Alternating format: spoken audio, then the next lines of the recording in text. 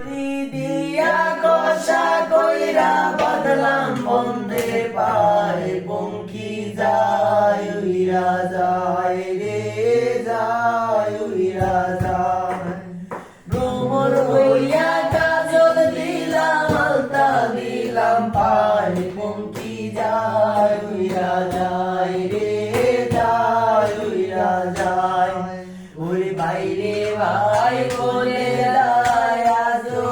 ঘটনা